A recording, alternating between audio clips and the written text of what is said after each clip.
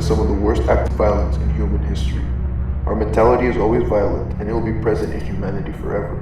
The large number of wars we have is mainly at fault, making people suffer, die, and kill innocent people for no reason.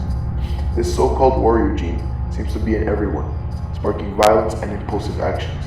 Is there no way to stop this poison in the world? It seems that violence is the only cure for the insatiable hunger for power in us. So many ways to hurt people, psychologically, emotionally, sexually, and physically. This is not the answer.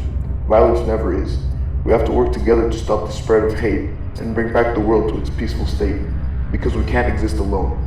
We need help from every single one of us. We have to stop this right now.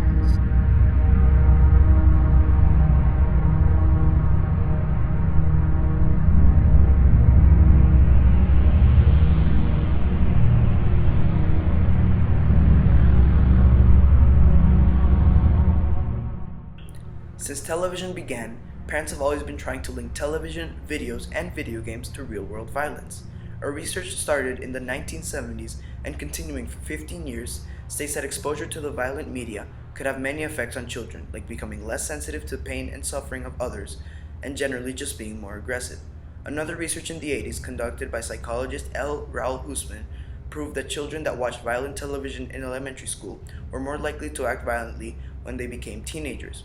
After following the same people, they found out that children who watched TV at the age of around 8 would end up arrested for any type of criminal behavior. Let's not forget about the books. They have been the cause of many attacks and attempted murders. Obviously, the first example that comes to mind is the murder of John Lennon that was inspired by Catcher in the Rye, but that hasn't been the only one. The book Rage by Stephen King has caused many acts of violence. In 1988, Jeffrey Cox entered his humanity class with a rifle. He ordered the teacher to leave the room and threatened the students. Luckily, there were no casualties. 3 other teens held attacks inspired in the novel. Dustin Pierce held his algebra class hostage in 1989. Barry Luakaitis killed his algebra teacher and 2 others in 1996. And Michael Carneal killed 3 and injured 5 in a prayer group in 1997. Good morning, everybody watching SMA News. Today we have a special guest that we will be interviewing. Put your hands together for Holden Caulfield, straight from New York.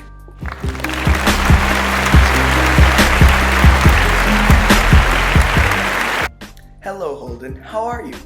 Good, how are you? Oh, absolutely grand. But this isn't about me. This is about you. So tell me, Holden, you're a very violent guy, aren't you?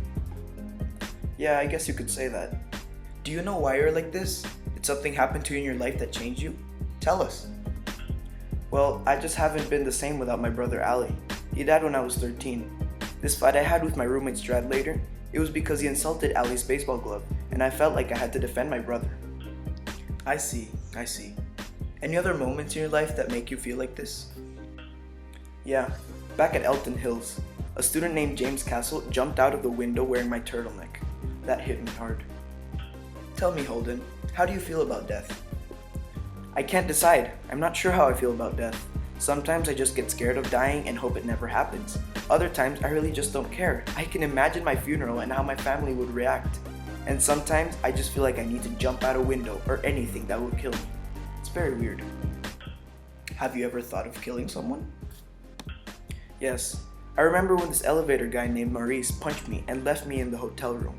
I could imagine getting up, grabbing a gun, and shooting him right through the stomach.